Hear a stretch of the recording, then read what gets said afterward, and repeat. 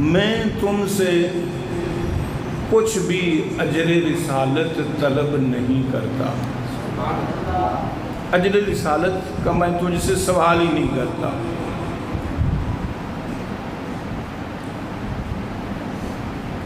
اگر اجر رسالت کا ہی سوال کیا جائے، حضور پرنور شافع یوم النشور احمد مجتبیٰ محمد مصطفیٰ صلی اللہ علیہ وآلہ وسلم کا ایک ارشاد گرامی ہے کہ اگر کوئی شخص زمین و آسمان کا خلا سونے سے بھر کے اللہ کی راہ میں خیرات کر دے تو جتنا اللہ اس شخص کو اجر عطا فرماتے ہیں اس سے کہیں زیادہ اجر اللہ اس شخص کو عطا فرمائیں گے جس کی وجہ سے کوئی ایک شخص جہنم کی راہ سے جنت کی راہ پر چل نکلا. اب آپ خود سوچیں کہ حضور صلی اللہ علیہ وآلہ وسلم کی برکت سے کتنے لوگ جنت میں جا رہے ہوں گے. ایک بندے کا جنت میں جانا اتنا اجر، لیکن یہاں اجر کی بات نہیں ہو رہی، ورنہ تو اجر سمیٹا ہی نہیں جائے. ایک بندہ اگر اس کا قبلہ کعبہ ٹھیک ہو گیا تو اتنا اجر تو کجا کروڑوں اربوں خربوں کی تعداد میں کسی وجہ سے کسی شخص کی بدولت لوگ جنت میں جا رہے ہوں گے تو اس کے اجر کا کیا شمار ہے. لیکن پھر بھی اللہ فرما رہے ہیں کہ ان سے اجر رسالت نہیں طلب کرنا الا المودۃ فی القربى، مگر یہ کہ اپنے مینے ہیں کہنا کہ اب میرے اقربا سے میرے خونی رشتوں سے مودت، محبت نہیں. یہاں لفظ مودت آیا، پہلے مودت کو سمجھیے پھر میں اس کا ترجمہ مکمل کرتا ہوں. محبت جو ہوتی ہے یہ جب عقیدت کے درجے میں پہنچ جائے، ہمارا عقیدہ اللہ ہے، رسول اللہ صلی اللہ علیہ وسلم آخری نبی، ہمارا عقیدہ قیامت واقعہ ہو کر رہے گی، فرشتوں کا کوئی وجود ہے، یہ ہمارے عقائد ہیں. جب محبت عقیدت کے درجے میں داخل ہو جائے کہ کسی شخص سے محبت کرنا عقیدہ بن جائے تو اس کو مودت کہتے ہیں. سبحان اللہ. قُلْ لَا أَسْأَلُكُمْ عَلَيْهِ أَجْرًا إِلَّا الْمَوَدَّةَ فِي الْقُرْبَى، میں تم سے اجر رسالت نہیں کچھ بھی طلب کرتا سوائے اس کے کہ تم میرے خونی رشتوں سے مودت کرنا. تھوڑا سا اس آیت کو اور کھولتا ہوں. کچھوا جو ہے نا یہ کچھ دیر پانی کے بغیر نکال لیتا ہے خشکی پر، اسی طرح مینڈک بھی نکال لیتا ہے، لیکن مچھلی پانی کے بغیر نہیں رہ سکتی. کچھوے کو مینڈک کو پانی سے محبت ہے، مچھلی کو مودت ہے. مچھلی کو مودت ہے پانی کے ساتھ، وہ اس کے بغیر جی نہیں سکتی. جب محبت اس درجے میں داخل ہو جائے کہ وہ عقیدہ ہی بن جائے تو اسے پھر مودت کہتے ہیں کہ تم میرے خونی رشتوں سے مودت کرنا.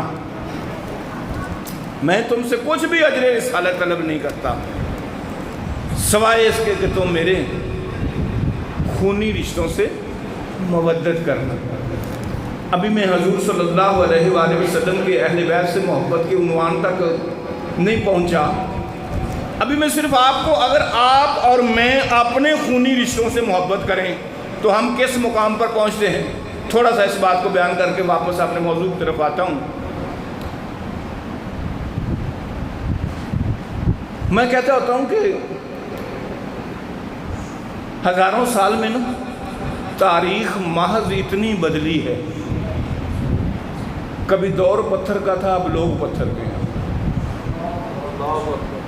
کبھی خون کے رشتے ہوتے تھے، اب رشتوں کا خون ہوتا ہے. اب رشتوں کا خون ہوتا ہے. وہ کسی میں کدے کے باہر، شراب خانے کے باہر، آپ کو پتہ ہے شراب خانوں میں تو شور ہوتا ہے، شرابی شراب پی کے گول گباڑا کرتے ہیں. کسی نے لکھا کہ میں خانے میں سناٹا تھا، وہاں پہ شور ہوتا ہے لیکن لکھنے والا لکھ رہا ہے میں خانے میں سناٹا تھا، کسی نے میں خانے سے پوچھا اس قدر سناٹا کیوں؟ تو میں خانہ بولا خون پینے کا دور ہے، شراب پینے کا نہیں۔ ہم جس دور میں جی رہے ہیں نا، سچی بات ہے، اب اس دور میں رشتے جو ہے نا خونی، وہ واقعی خونی بن چکے ہیں۔ اور بعض فیملیز تو ایسی ہوتی ہیں کہ خونی رشتوں سے ملاقات صرف جنازوں میں ہوتی ہے، جنازوں میں ہوتی ہے، یہ حالات ہیں۔ اور حضور صلی اللہ علیہ وآلہ وسلم کا ارشاد ہے کہ صلہ رحمی یعنی رشتہ داروں کے ساتھ حسن سلوک، ابھی میں آپ کے اور اپنے رشتہ داروں کی بات کر رہا ہوں، ابھی سرکار کی نہیں بات شروع کی میں نے۔ حضور صلی اللہ علیہ وآلہ وسلم فرماتے ہیں کہ صلہ رحمی یہ نہیں کہ تیرا رشتہ دار تیرے ساتھ اچھا سلوک کرے تو اس کے ساتھ اچھا سلوک کرے، حضور فرماتے ہیں یہ عدلے کا بدلہ ہے۔ آپ فرماتے ہیں اصل رشتہ داری یہ ہے کہ تیرا رشتہ دار تو تیرے ساتھ توڑے لیکن تو اس کے ساتھ جوڑے، اصل رشتہ داری یہ۔ اور جہاں تک جوڑنے کی بات ہے، ہم اس بیمار عہد کے اندر جی رہے ہیں جہاں رشتہ دار جو ہے نا وہ سلگتی ہوئی لکڑیاں ہیں، جو دور رہیں تو دھواں دیتی رہتی ہیں، قریب آئیں تو جلا کے رکھ دیتی ہیں۔ ان خونی رشتوں کو اگر آپ اپنی رانوں کے کباب بنا کر بھی پیش کر دینا تو یہ پھر بھی یہی کہتے ہیں کہ نمک مرچ کم ہی تھا، لیکن ان کے ساتھ قطع تعلقی کر کے کوئی شخص یہ سوچ لے کہ میں جنت میں پہنچ جاؤں۔ آپ صلی اللہ علیہ وآلہ وسلم ارشاد فرماتے ہیں کوئی اعلیٰ قسم کا عربی نسل گھوڑا اگر 100 سال تک اپنی پوری رفتار سے دوڑتا رہے تو جتنی وہ مسافت طے کرتا ہے اتنی دوری سے جنت کی خوشبو آتی ہے۔ اور آپ صلی اللہ علیہ وآلہ وسلم فرماتے ہیں جو شخص خونی رشتوں کے ساتھ قطع تعلقی کر لے جنت میں جانا تو بڑی دور کی بات، وہ جنت کی خوشبو کو بھی نہیں پا سکتا۔ اور ابن ماجہ شریف کے اندر آپ صلی اللہ علیہ وآلہ وسلم کا ارشاد ہے کہ رشتہ داری کو بچاؤ، اور رشتہ داری بچانے میں توجہ رہے، اور رشتہ داری بچانے میں تجھے اگر جھکنا پڑے تو جھک جایا کرو، اور جھک جانے میں تجھے تیری عزت جانے کا ڈر ہو تو میں محمد قیامت کے روز تجھے اپنی عزت میں سے عزت دے دوں۔ لیکن رشتہ داری بچانی ہے۔ آپ صلی اللہ علیہ وآلہ وسلم نے فرمایا جو رشتہ داری بچانے میں پہل کرے گا جنت میں بھی پہلے وہی جائے گا۔ اب آپ سوچتے ہوں گے کہ پروفیسر صاحب میں تو اپنے رشتہ داروں سے بڑا ہی اچھا سلوک کرتا ہوں، اگر میرا رشتہ دار ہی ظالم ہو تو پھر میں کیا کروں؟ پہلی بات تو یہ ہے، وہ امام جلال الدین رومی رحمۃ اللہ علیہ فرمایا کرتے تھے کہ تیری روح کا سب سے بڑا روگ ہی یہ ہے کہ تو اپنے آپ کو کامل سمجھتا ہے، میں پرفیکٹ ہوں، میں ٹھیک ہوں، باقی سب غلط۔ ہر بندہ یہ سمجھتا ہے کہ میں اپنے رشتہ داروں کے ساتھ ٹھیک ہوں، اگر رشتہ داری میرے ساتھ زیادتی کرے، چلیں ایک لمحے کے لیے یہ مان ہی لیتے ہیں کہ آپ کا رشتہ دار آپ کے ساتھ زیادتی کر رہا ہے، تو پھر آئیے حضور صلی اللہ علیہ وآلہ وسلم کی ایک حدیث سنیے، بخاری شریف کے اندر نقل ہے۔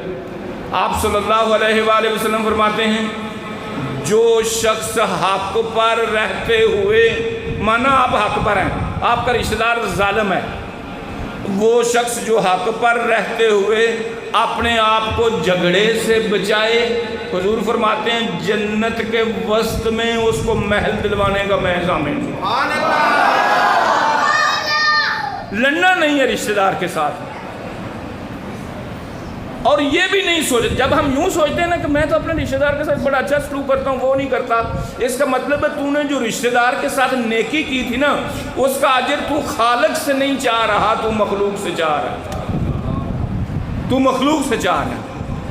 وہ تو نے نیکی اللہ کے لیے کی ہی نہیں ہے، وہ تو نے پھر مخلوق کے لیے کی ہے۔ اگر رشتہ دار ظالم بھی ہے، جس طرح کا بھی ہے، وہ حضرت جنید بغدادی رحمۃ اللہ علیہ کی سیرت میں ایک واقعہ ملتا ہے کہ آپ نے کچھ مریدین کے ساتھ نا دریا کے کنارے کنارے چلتے جا رہے تھے، تو آپ نے کیا دیکھا کہ ایک بچھو نا اچانک دریا کے اندر گر گیا۔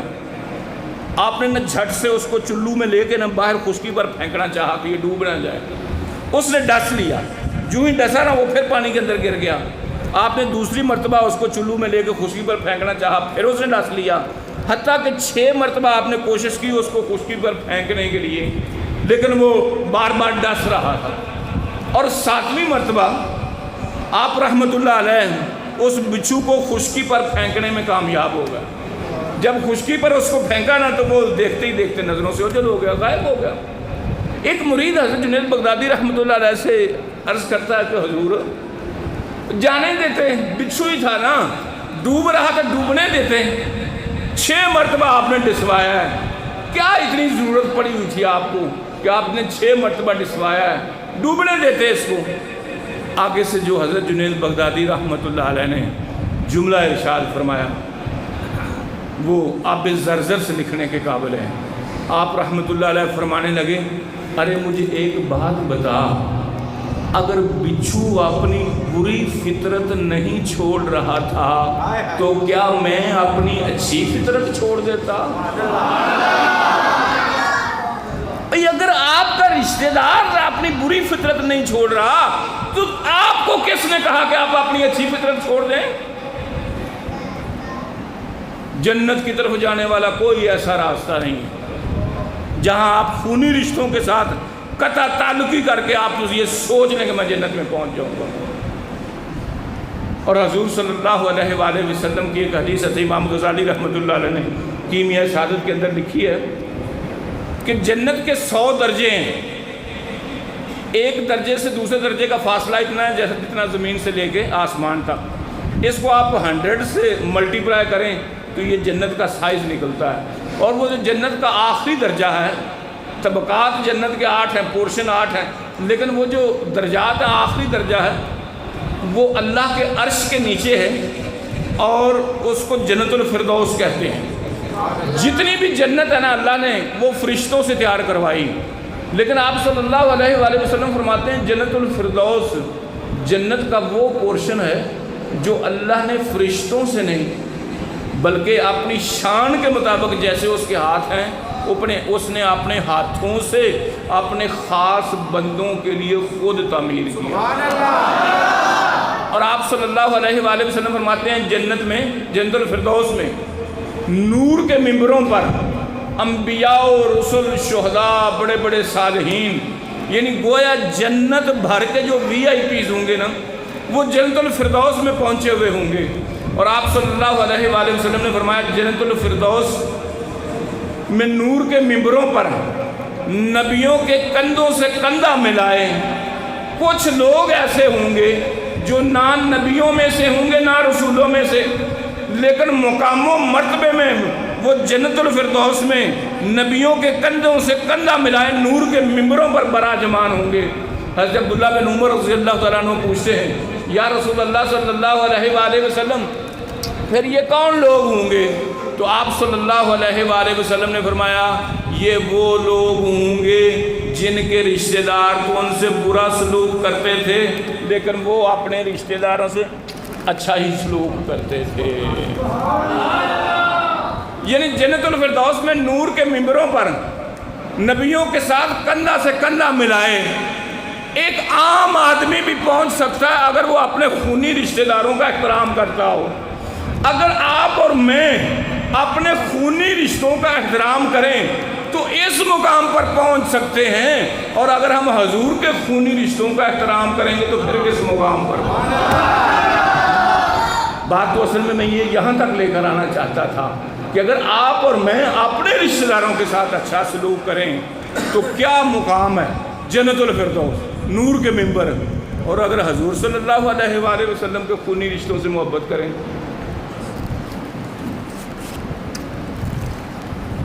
عزیزان محترم، روایت میں آتا ہے کہ ایک دفعہ جبریل امین حضور علیہ الصلوۃ والسلام کے قدمین شریفین میں حاضر تھے۔ موجود تھے. آپ نے اپنی نا کملی مبارک گون جو آپ پہنتے تھے آپ نے وہ پہن رکھا تھا. آپ صلی اللہ علیہ وآلہ وسلم نے اس کے نا بٹن کھولے اپنے کملی مبارک. جب اس کے بٹن کھولے نا اور جبریل امین کی طرف دیکھا اور کہا جبرائیل آپ ذرا نا اس میری کملی کے اندر ذرا اڑ کر تو دکھائیں, اڑ کر تو دکھائیں. آپ نے کملی کو کھولا اور فرمایا کہ اس کے اندر آپ اڑ کر تو دکھائیں. اور جبریل امین علیہ السلام کی رفتار کا یہ عالم ہے کہ آپ لوگ بچپن سے سنتے چلے آ رہے ہیں کہ حضرت اسماعیل کے گلے پر چھری چل گئی اور اللہ نے حکم دیا سدرۃ المنتہا سے چلے, جنت سے دمبا لے آئے, گردن کٹنے سے پہلے پہلے آ کے نیچے دمبا لٹا دیا. حضرت ابراہیم علیہ السلام کو منجنیک میں ڈال کے پھینک دیا گیا آگ کی طرف. جبریل امین علیہ السلام کو حکم ہوا اور وہ سدرۃ المنتہا سے چلے اور اس آگ میں گرنے سے پہلے پہلے اس کو گل و گلزار بنا دیا. یوسف علیہ السلام کو کنویں میں پھینک دیا گیا اور کنویں کی سطح پر پہنچنے سے پہلے پہلے جنت سے تخت لا کر نیچے رکھ دیا. یہ تو رفتار ہے جبریل امین علیہ السلام کی, اور پر ہیں آپ کے 600. اور حضور صلی اللہ علیہ وآلہ وسلم فرماتے ہیں میں نے ایک دفعہ جبریل امین کا ایک پر کھلا ہوا دیکھا تو اس کے نیچے پورا مشرق آ رہا تھا, دوسرا پر دیکھا تو اس کے نیچے پورا مغرب آ رہا تھا. 2 پروں کے نیچے یہ سارا کچھ آ رہا تھا, 2 پروں کے نیچے. اب پر ہیں 600. روایت میں آتا ہے حضرت جبریل امین علیہ السلام حضور کی کملی کے اندر اپنے 600 پروں کے ساتھ اڑے, لیکن جب کملی کی وسطوں کو, اس کی باؤنڈریز کو, اس کی حدود کو چھو نہ سکے, تھک ہار کے پھر بیٹھ گئے. اور حضور علیہ السلام مسکرا کے فرمانے لگے جبرائیل تجھے بڑا ناز تھا اپنی پرواز پر, اور یار تو میری کملی کی وسطوں کو بھی نہیں چھو سکا. یاد رکھنا قیامت کے روز میں اپنی اس کملی کے اندر اپنی پوری امت کو چھپا لوں گا. اب یہاں تھوڑی دیر کے لیے ذرا رکیے اور سوچئے کہ وہ جو کملی مبارک ہے وہ آپ کے وجود کا حصہ نہیں ہے, وہ صرف آپ کے جسد اطہر کو چومتا رہا, اس سے زیادہ تو نہیں. وہ آپ کا وجود کا حصہ نہیں ہے, آپ کے جسد اطہر کو صرف چھوتا رہا. تو اس کی اتنی عظمت بن گئی کہ حضور فرماتے ہیں میں اپنی پوری امت کو اس کملی کے اندر چھپا لوں گا. تو پھر یہ سوچیں کہ جو کپڑا حضور کے وجود اطہر سے مس ہوتا رہا, اگر اس کی عظمت کا یہ عالم ہے تو پھر جو حضور کا خون ہے ان کا کیا عالم ہے. پھر جو حضور کا خون ہے. نعرہ تکبیر, نعرہ رسالت, نعرہ تحقیق, نعرہ حیدری, حسینیت, حسینیت, یزیدیت. عزیزان محترم, بات کر رہا ہوں حضرت اسماء رضی اللہ تعالیٰ عنہ جو حضرت عائشہ صدیقہ رضی اللہ تعالیٰ عنہ کی بہن ہے. ان کے پاس حضور علیہ السلام کا ایک جبہ تھا, اور جب حضور علیہ السلام وصال فرما گئے نا تو کوئی بھی مریض آتا مدینہ بھر سے, مریض آتے تو حضرت اسماء جو تھی وہ اس جبے کو نہ بھگو کے تو مریض کو وہ پانی پلاتی اور مریض شفا یاب ہو جاتا. جو کپڑا, جو جبہ حضور کے وجود سے چھوتا رہا اس کے اندر اتنی شفا ہے, اس کے اندر اگر اتنی شفا ہے تو جو ہیں ہی حضور کا خون, سبحان اللہ, جو ہیں ہی حضور کا خون, آپ ذرا اس کا تو اندازہ کریں.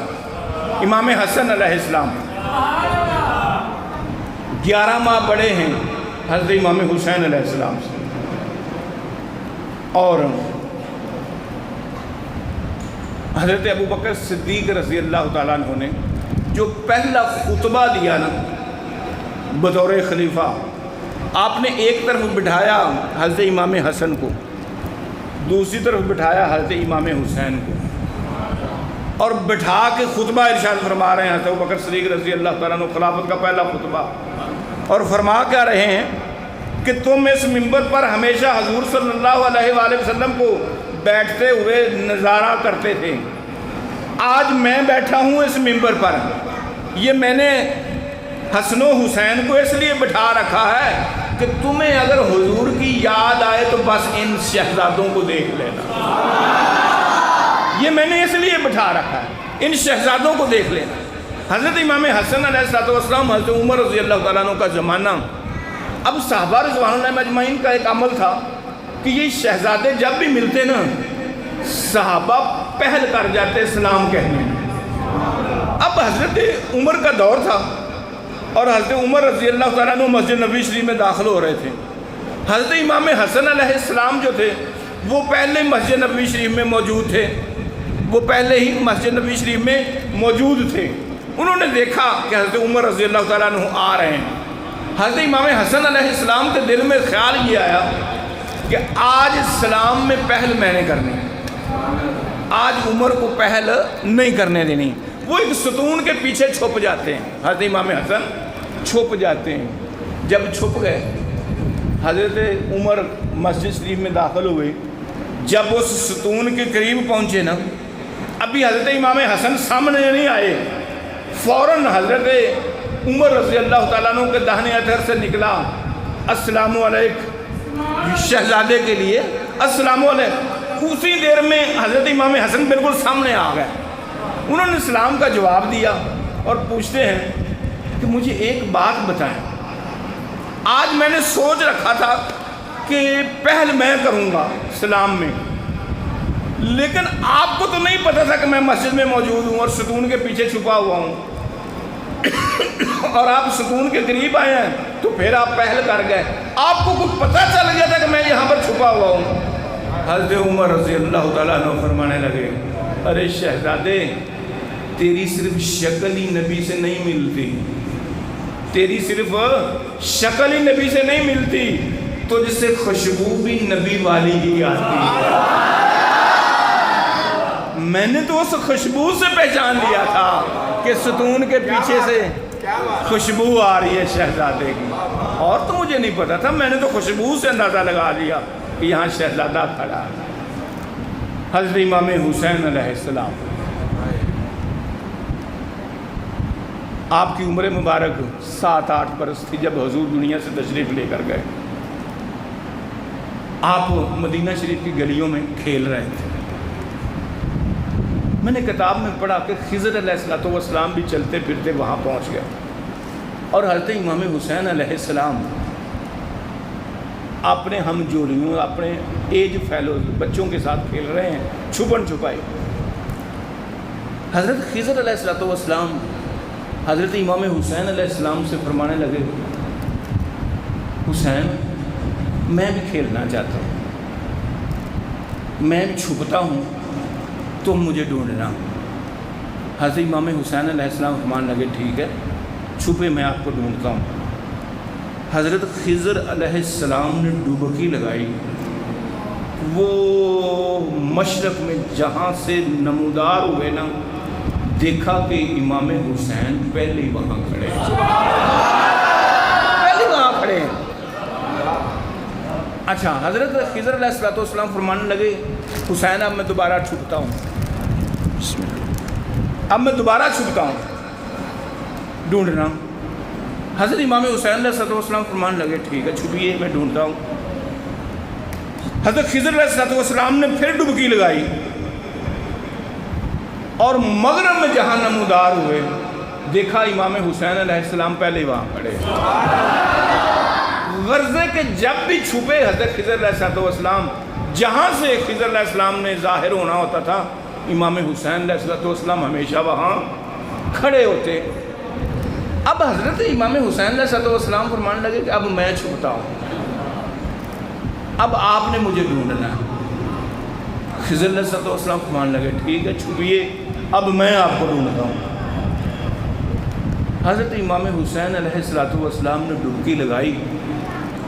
میں نے روایت میں پڑھا کہ خضر علیہ السلام نے زمینیں تو کیا ساتوں آسمان بھی چھان مارے.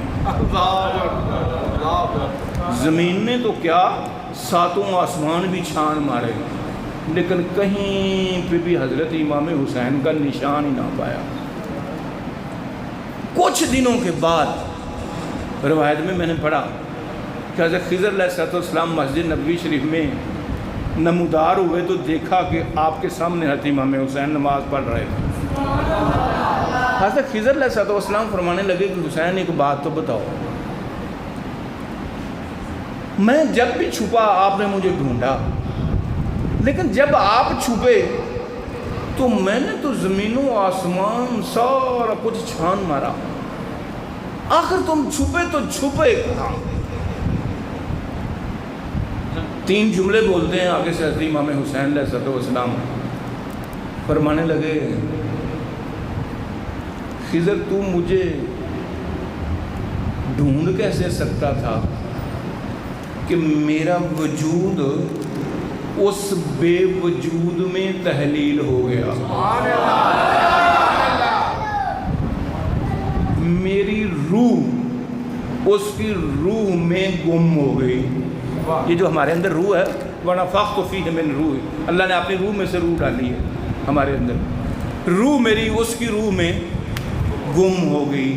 تیسرا اور آخری جملہ حضرت امام حسین علیہ السلام نے بولا, فرمانے لگے کہ میرے خیالات بھی اس کے خیالات میں ضم ہو گئے, تو مجھے ڈھونڈ کیسے سکتا تھا؟ یہ تو 6-7 سال کے بچے کی عظمت کا یہ عالم ہے, تو پھر خود سوچئے کہ ان کے نانا اور ان کے ابا کا کیا عالم ہوگا. حضرت امام حسن علیہ السلام آپ کے دور میں نا کچھ اوباش قسم کے لوگوں نے ایک پلاننگ کی. پلاننگ یہ کی کہ شہزادے کو بلاتے ہیں, ان کے اعزاز میں کوئی ضیافت کا اہتمام کرتے ہیں, اور اس ضیافت میں نا انہیں ہیرے جواہرات اور اشرفیوں کی نا ایک تشتری پیش کریں گے. اگر تو یہ قبول فرما لیں گے تو پھر ہم کہیں گے کہ تمہارے بابا نے اور نانا نے تو دنیا کو 3 طلاقیں دے رکھی تھیں, تم ادھر قبول کرتے پھر رہے ہو ہیرے جواہرات اور اشرفیاں. اور اگر قبول نہیں کریں گے تو پھر کہیں گے کہ تمہارے نانا نے تو کہا تھا تو ہاتھ دو تو ہاتھ بو, ہدیے دیا کرو, اس سے محبت بڑھتی ہے. یعنی ان کے دماغوں کے اندر خناس یہ تھا کہ دونوں صورتوں میں نا حضرت امام حسن کی جو نا جگ ہنسائی کروانی ہے محفل میں. آپ کو پتہ ہے اہل بیت کے بھی دشمن تو تھے نا. چنانچہ وہ اوباش لوگوں کا گروہ آیا حضرت امام حسن علیہ السلام کے پاس, اور انہوں نے آ کے کہا کہ حضور ہم آپ کے اعزاز میں نا بڑے ادب کے ساتھ منافقانہ انداز میں آپ کے اعزاز میں ہم ایک ضیافت کا اہتمام کرنا چاہتے ہیں. آپ نے فرمایا ٹھیک ہے. وقت اور جگہ کا تعین کر لیا گیا, اور ان اوباش لوگوں نے نا دور دور تک منادی کرا دی, اعلانات کروا دیے کہ فلاں تاریخ و شہزادہ حسن فلاں جگہ پر تشریف لائیں گے, کھانا بھی کھائیے اور ساتھ ان کی زیارت بھی کیجیے. اچھا, جب یہ اعلان ہوا نا دور دور تک لوگوں کو اطلاع ہوئی, تو یہ اطلاع ایک موچی نے سن لی. موچی نے سن, اور وہ اہل بیت کا محب تھا. میں نے روایت میں پڑھا کہ اس موچی نے کیا کیا, چونکہ وہ محب تھا اہل بیت کا, اس نے سوچا کہ میری اوقات اتنی ہے کہ میں چمڑا لیتا ہوں اور شہزادے کے نالین تیار کرتا ہوں اور میں انہیں اپنی طرف سے گفٹ کروں گا. یہ وہ موچی سوچ لیتا ہے. وہ بازار گیا, اس نے پاک جانور کا پاک چمڑا خریدا, اس کو مزید پاک کیا اور لا کرنا اس نے حضرت شہزادہ حسن کے نالین پاک تیار کرنے شروع کر دیے۔ ایک ٹانکا لگاتا اور 2 نفل پڑھتا، اتنی محبت سے وہ تیار کر رہا تھا، ایک ٹانکا لگاتا 2 نفل پڑھتا۔ اس کی بیوی پوچھتی ہے، اللہ کے بندے ساری زندگی تو نے جوتے سیے ہیں لوگوں کے، لیکن میں نے اتنا اہتمام نہیں دیکھا کہ یہاں تو ایک ٹانکا لگاتا ہے اور پھر 2 نفل بھی پڑھتا ہے، یہ کیا کر رہا ہے تم؟ وہ موچی کہنے لگا اپنی بیوی سے، اللہ کی بندی تجھے پھر کیا پتا، جس شہزادے کے لیے یہ میں نالین تیار کر رہا ہوں نا، دیکھنا جب میں اس سے اپنی اوقات کے مطابق یہ نالین گفٹ کروں گا نا، تو وہ جب مجھے نوازیں گے نا، دیکھنا ہماری نسلوں کی غربت ختم ہو جائے گی۔ اب اتنا تو اس کو یقین تھا کہ یہ گھرانہ سادات کا، سخیوں کا گھرانہ ہے۔ خود حضرت علی رضی اللہ تعالیٰ عنہ فرماتے ہیں، زندگی بھر میں میری 2 حسرتیں نہیں پوری ہوئیں۔ نمبر 1، جتنا اللہ نے مجھے علم عطا کر رکھا تھا کسی نے اتنا بڑا مجھ سے سوال ہی نہیں پوچھا، اور دوسرا حضرت علی رضی اللہ تعالیٰ عنہ فرماتے ہیں کہ جتنا اللہ نے مجھے سخی بنایا ہوا تھا کسی نے اتنا مجھ سے مانگا ہی نہیں۔ یہ حضرت علی فرماتے ہیں کہ 2 حسرتیں میری پوری نہیں ہوئیں۔ اب اس موچی نے نا جب اپنی بیوی سے یہ کہا نا کہ تو دیکھنا پھر اب ہماری نسلوں کی غربت ختم ہو جائے گی، اب وہ سارا دن نالین پاک سیتا، ایک ٹانکا لگاتا، 2 نفل پڑھتا۔ مقررہ تاریخ تک اس نے نالین پاک تیار کر لیے، ان کو خوشبو لگا کے ریشمی کپڑے میں ان کو باندھ کے نا نالین پاک کو ایسے سینے سے لگا کے نا اب چل پڑتا ہے۔ مقررہ تاریخ آ جاتی ہے، چل پڑتا ہے۔ جب 150 قدم جاتا ہے نا تو اس کے دل میں خیال آتا ہے کہ نالین پاک نیچے ہیں اور سر میرا اوپر ہے، لہذا وہ یوں رکھ لیتا ہے۔ وہ شہزادے کے نالین جو ہے نا ان کو سر کا تاج بنا کے چل پڑتا ہے۔ مقررہ جگہ پر پہنچا، بہت زیادہ لوگوں کا رش لگا ہوا تھا، شہزادے بھی تشریف لائے ہوئے تھے۔ اس کو نا وہاں گیٹ پر ایک بہت بڑی حویلی تھی، اس کے گیٹ پر جگہ ملی۔ اب وہ جو اوباش قسم کے لوگ تھے نا انہوں نے وہ جو پلاننگ کی ہوئی تھی اس پلاننگ کے مطابق ہیرے جواہرات اور اشرفیوں کی نا وہ گٹھڑی جب تشتری پیش کرنا چاہی نا تو حضرت امام حسن علیہ السلام نے نا کہا کہ یہ جو تشتری ہے نا یہ آپ وہ جو گیٹ کے پاس جس نے سر پر تاج رکھا ہوا نا اس بندے کو میری طرف سے ہدیہ کر دو۔ جب یہ کہا تو وہ باش قسم کے لوگ کہنے لگے، حضور آپ کو پتہ ہے کہ اس کے اندر ہے کیا؟ آپ تو آگے دلوا رہے ہیں، پتہ ہے آپ کو اس کے اندر کیا ہے؟ حضرت امام حسن علیہ السلام فرماتے ہیں مجھے پتہ ہے اس کے اندر بھی کیا ہے یہ بھی پتہ ہے، اور تمہارے دماغوں کے اندر کیا ہے یہ بھی جانتا ہوں، میں یہ بھی جانتا ہوں کہ تمہارے دماغوں میں کیا ہے، جاؤ اس کو دے دو۔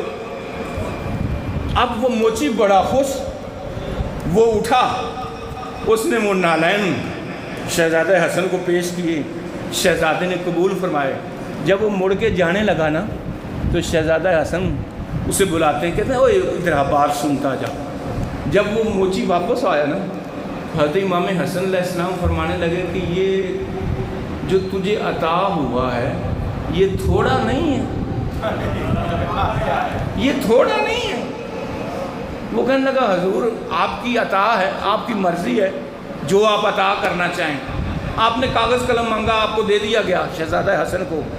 آپ نے نا کاغذ کے اوپر اس موچی کی 7 پشتوں کے لیے جنت بھی لکھ دی۔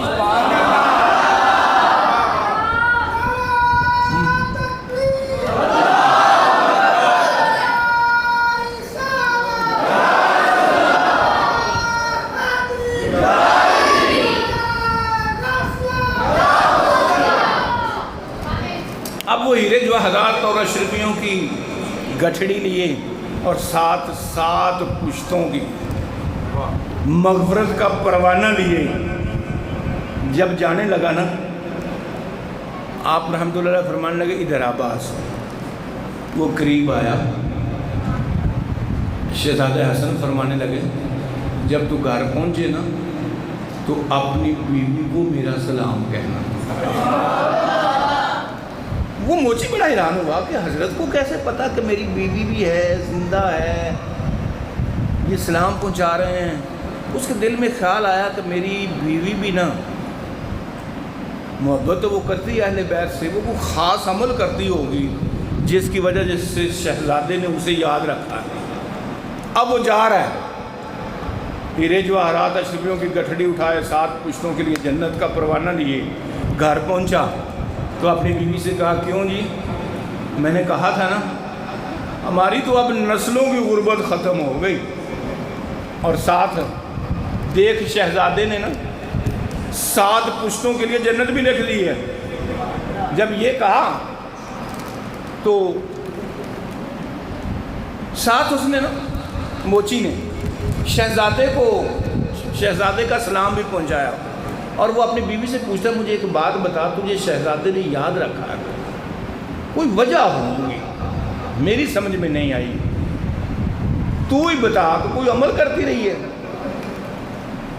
وہ موچی کی بیوی کہتی ہے کہ جب تو سارا دن جوڑے سیتا تھا نا اور ہر ٹانکے پر 2 نفل پڑتا تھا، تو میں رات کو نا جب تو سو جاتا تھا تھک ہار کے، تو میں انہی نالین کو اپنے سامنے رکھتی اور ساری رات ان پر درود پڑھتی رہتی۔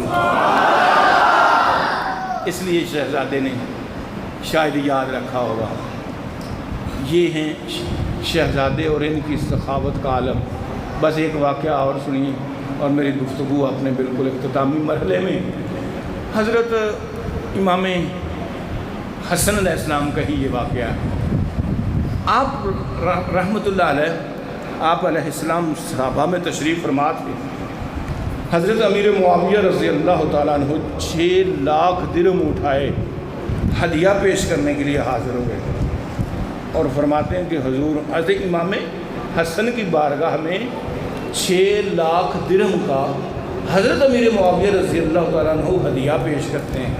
ہدیہ پیش کرنے سے پہلے ان کے دل میں ایک خیال آیا، حضرت امیر معاویہ رضی اللہ تعالیٰ عنہ کے دل میں خیال یہ آیا کہ یہ ہند کا ہی بیٹا ہو سکتا ہے۔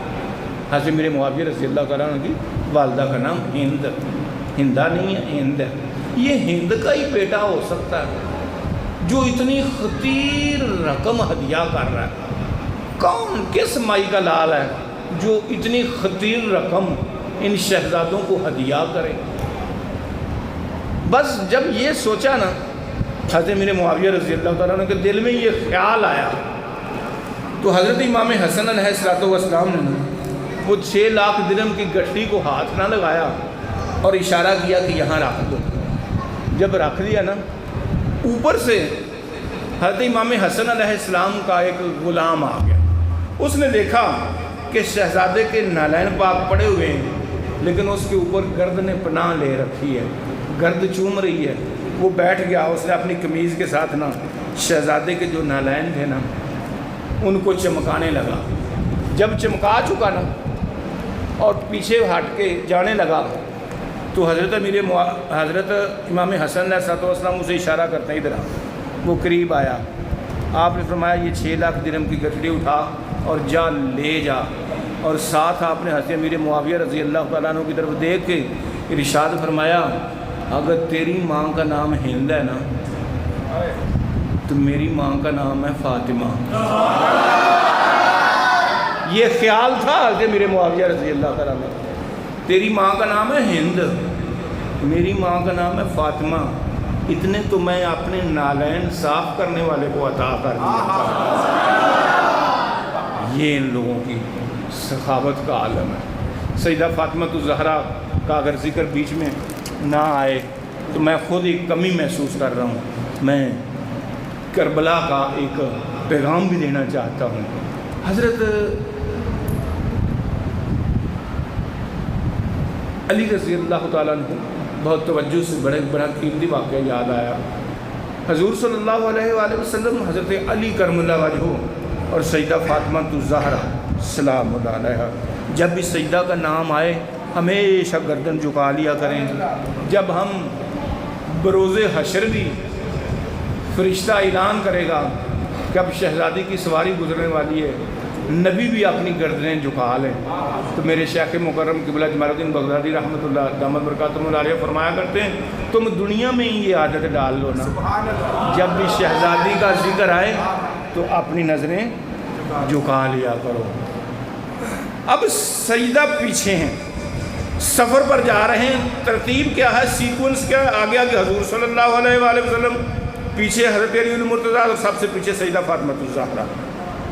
تھوڑا سا سفر طے ہوا، حضور علیہ الصلوۃ والسلام نے پیچھے مڑ کے دیکھا تو سیکوینس چینج ہو چکا تھا، ترتیب بدل چکی تھی کہ حضور علیہ الصلوۃ والسلام کے پیچھے سیدہ فاطمہ الزہرا آ چکی تھی اور سیدہ فاطمہ الزہرا کے پیچھے آخر میں حضرت علی رضی اللہ تعالیٰ عنہ تھے. حضور علیہ الصلوۃ والسلام سیدہ فاطمہ الزہرا سے فرمانے لگے فاطمہ میں نے تیری تربیت بڑی اچھی کی ہے، تو کب سے شوہر کی گستاخ بن گئی کہ تو آگے آگے اور شوہر تیرا پیچھے پیچھے؟ تو سیدہ فاطمہ الزہرا سلام اللہ علیہا جواب دینے لگی کہ ابا حضور آپ نے میری تربیت بھی بڑی اچھی کی، میں شوہر کی گستاخ بھی نہیں ہوں، ایک وجہ سے درمیان میں آئی ہوں. اب ذرا وجہ سنیے. ایک وجہ سے درمیان میں آئی ہوں کہ جب آپ چل رہے تھے نا، آپ کے پیچھے علی چل رہے تھے تو علی آپ کے قدموں کے اوپر قدم رکھ رہے تھے. صحابہ کی یہ محبت ہوتی تھی، جہاں جہاں حضور نے قدم رکھا وہ وہیں پر قدم رکھتے تھے. تو میں نے دیکھا کہ علی آپ کے قدموں کے اوپر قدم رکھ رہے تھے، علی کے قدموں کے اوپر میں قدم رکھ رہی تھی. درمیان میں اس لیے آئی کہ آپ کے قدموں کے اوپر میرے قدم آئے اور میرے قدموں کے اوپر علی کے قدم آئے، پیچھے میرے قدموں کا نشان بھی باقی نہ رہے، کوئی دیکھ کے یہ نہ کہے کہ یہ محمد کی بیٹی کے پاؤں کا نشان ہے. کیا بات ہے؟ کوئی دیکھ کے یہ نہ کہے کہ یہ محمد کی بیٹی کے پاؤں کا نشان ہے. اور سیدہ فاطمہ الزہرا نے تو اپنے پاؤں کا نشان بھی بنٹھا ڈالا. اسلام میں پردے کا یہ تصور. اور حضرت علی رضی اللہ تعالیٰ عنہ فرماتے ہیں جو کوئی خاتون پردہ نہیں کرتی نا وہ ایسے ہی ہے جیسے میرے قاتلین میں وہ بھی شامل ہے.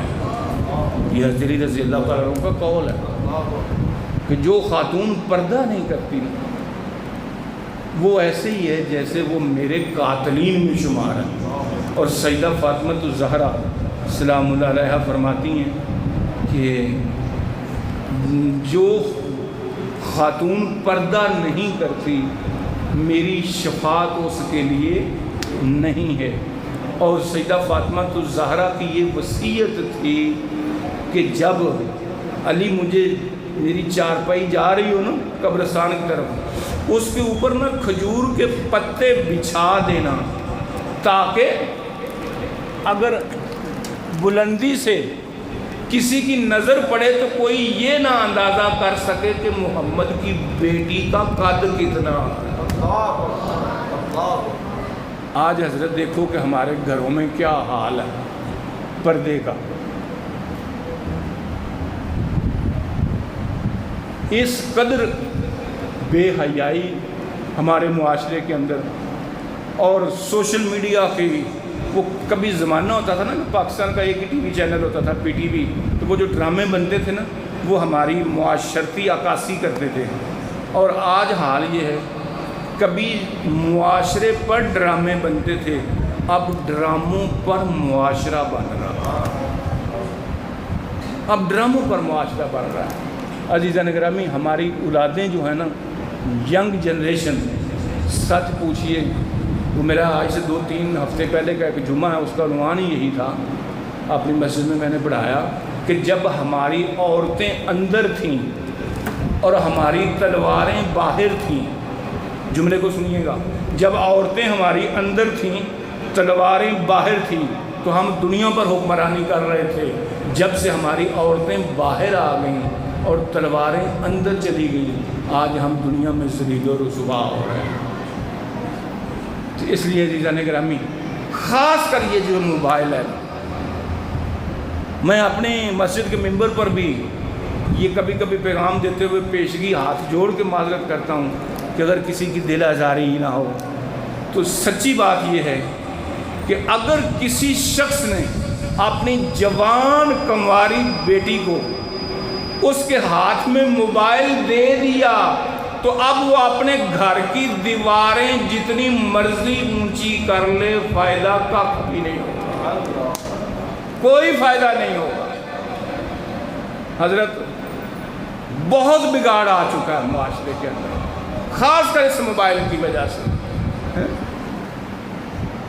وہ میں کہتا ہوتا ہوں کہ اس نے خلوت ہوتی ہے تنہائی، جلوت ہوتی ہے محفل۔ پہلے کوئی شخص اس کو خلوت ملتی تھی نا، اکیلا کو ٹائم مل جاتا تھا تو وہ تسبیح، درود شریف، استغفار شریف پڑھنا شروع کر دیتا تھا خلوت میں۔ اب رات کے 3 بھی بج رہے ہوں نا تو بندہ سو کے بھی اٹھانا تو سب سے پہلے اس نے موبائل ہی پکڑنا ہے۔ اور محفل میں بھی جو ہے وہ مجلس سے کٹا ہوا ہے، چاہے 10 لوگ بیٹھے ہیں ایک چھت کے نیچے، لیکن ہر کوئی اپنا اپنا بزی ہے، اپنی اپنی دنیا ہے۔ اس موبائل نے کیا ظلم کیا کہ اس نے خلوت میں سے خدا کو نکال دیا ہے۔ میرے اس جملے کی ذرا قیمت لگانا، اس موبائل نے خلوت میں سے خدا کو نکال دیا ہے، محفل میں سے انسان کو نکال دیا ہے۔ اتنا بڑا اس نے ہمارے اوپر ظلم کیا۔ اس لیے چیزیں بری نہیں ہوتی۔ حضرت علی رضی اللہ تعالیٰ عنہ فرمایا کرتے تھے چیزیں بری نہیں ہوتی، برا ان کا استعمال ہوتا ہے۔ اور حضرت علی رضی اللہ تعالیٰ عنہ فرماتے ہیں کہ اللہ نے چیزیں بنائی تھی استعمال کے لیے، انسان بنائے تھے محبتوں کے لیے۔ افسوس کہ انسان چیزوں سے محبتیں کرنے لگ گیا اور انسانوں کو استعمال کرنے لگ گیا۔ یہ ہو رہا ہے ہمارے معاشرے میں۔ عزیزان گرامی، جب ہم یہ کہتے ہیں کہ کربلا میں دین بچ گیا، مجھے بتاؤ وہ دین آج ہے کہاں جو کربلا میں بچا تھا؟ بالکل آخری میرے جملے ہیں، مجھے بتاؤ نا، کبھی ہم نے کسی شادی میں اپنے دین کو بلایا؟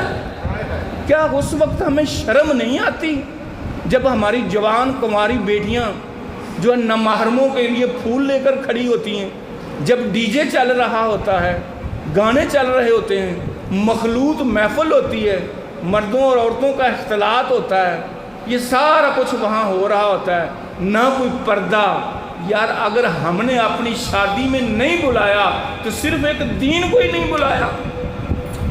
وہ دین کہاں جو حسین بچا کر گئے تھے؟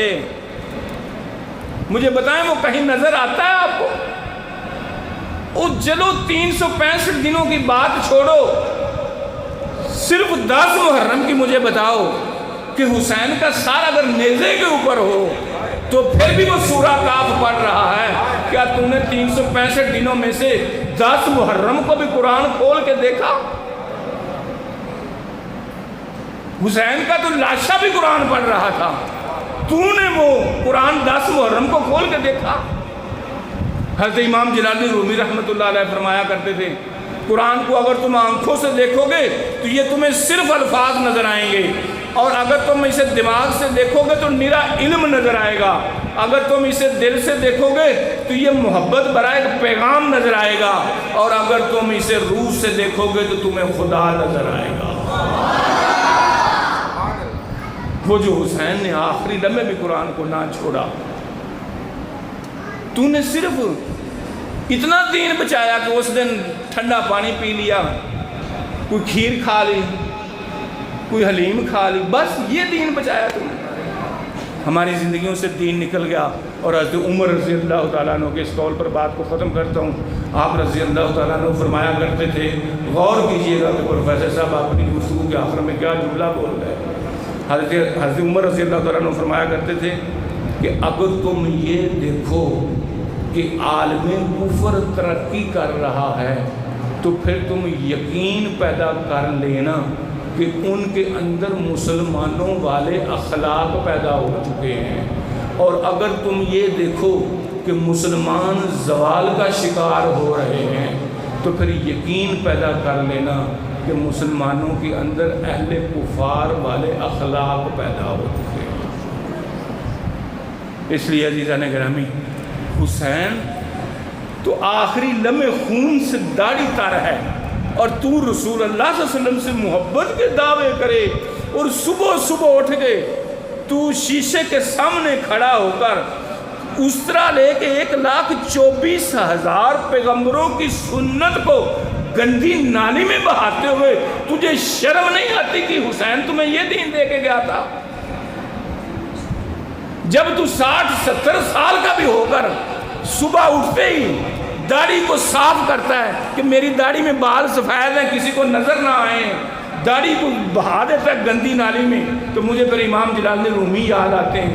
آپ رحمۃ اللہ علیہ نے فرمایا کہ اے بندے شرم کر، تیری داڑھی تیرے بعد پیدا ہوئی، یہ سفید ہو گئی اور تو اندر سے کالے کا کالا ہی، تو اندر سے کالے کا کالا ہی۔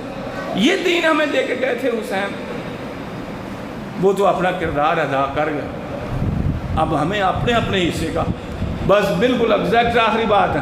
اگر ابو بکر و عمر و عثمان و علی اگر ان کو بھی قبر میں وہی سوالات ہوئے ہیں جو آپ کو اور مجھے ہونے ہیں، اس میں کوئی شک نہیں، بس جو ان کو سوالات قبر میں پوچھے گئے وہی سوالات آپ کو اور مجھے ہونے ہیں قبر میں۔ اس کا مطلب ہے ذمہ داری حضرت ابو بکر صدیق کی اور میری برابر ہوگی،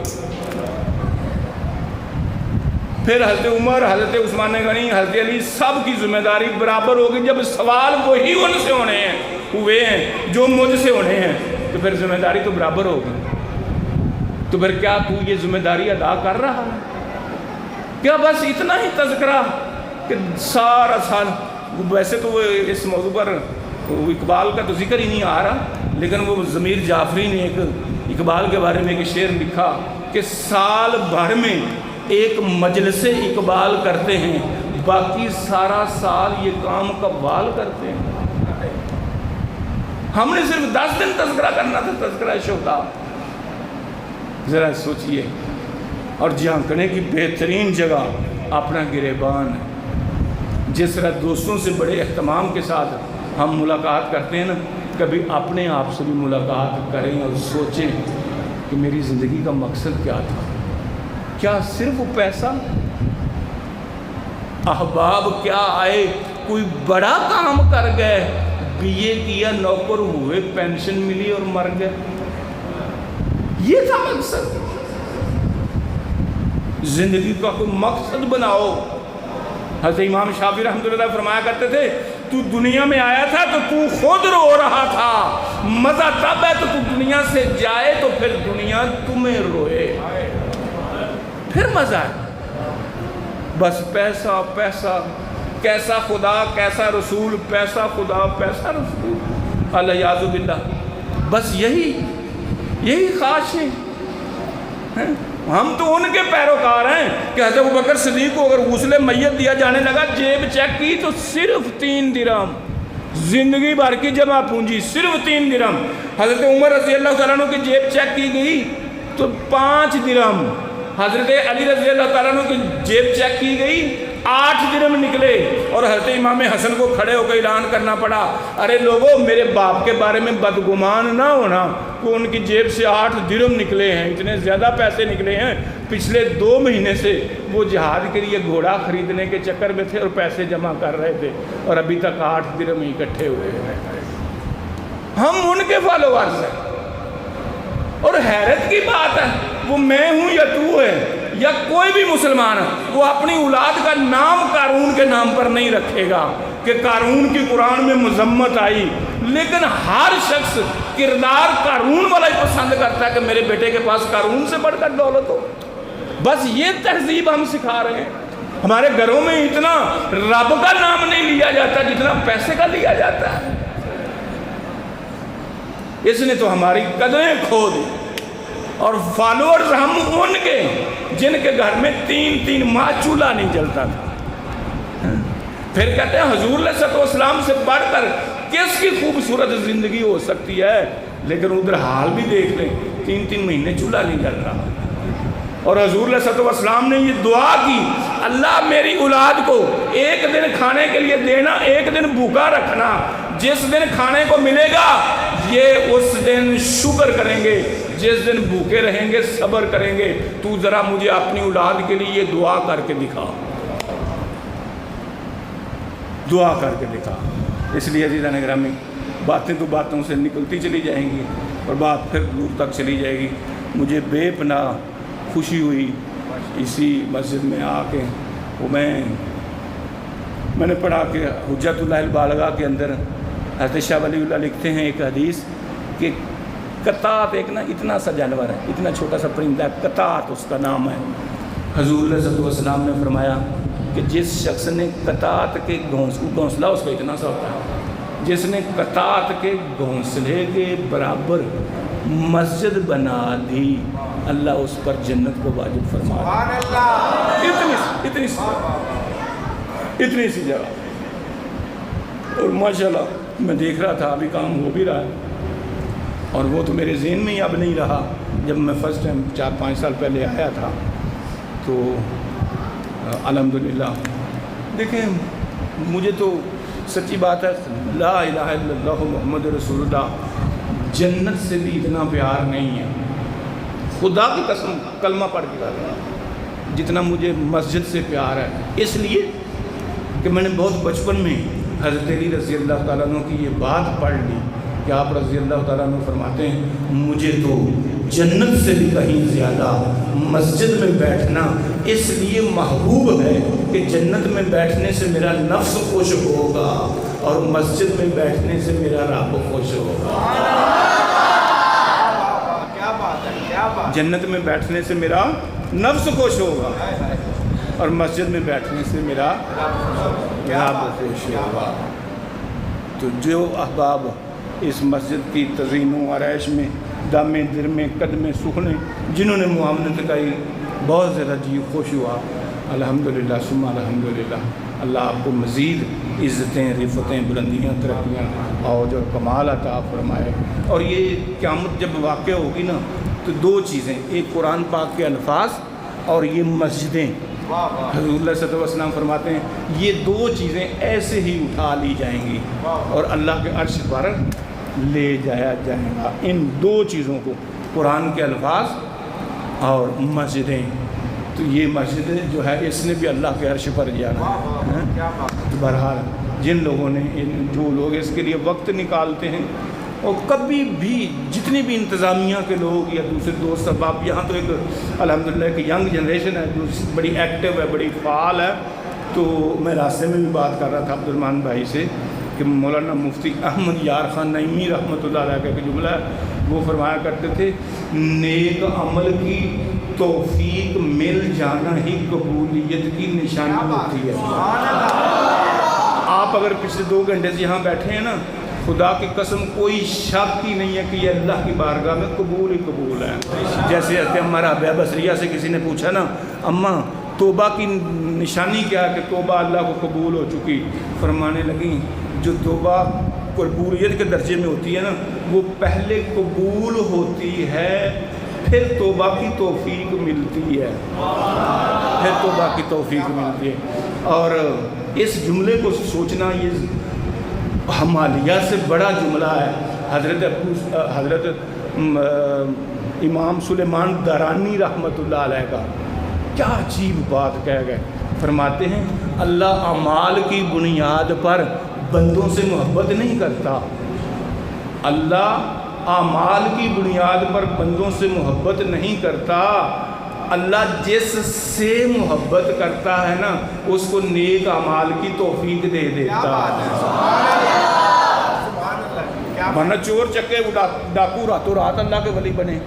تو جو لوگ اس مسجد کی، اس کی بناوٹ میں، اس کی تعمیر میں جن لوگوں نے جتنا وقت دیا ہے، یہ آپ حضرت ابو سلیمان درانی کے قول کے مطابق اللہ کو جس پر پیار آتا ہے نا وہ پھر اس کو نیک اعمال کی توفیق دے دیتا ہے۔ اللہ آپ کو اور مجھے عمل کی توفیق عطا فرمائے۔ میں آپ سب احباب کا شکر گزار ہوں کہ میری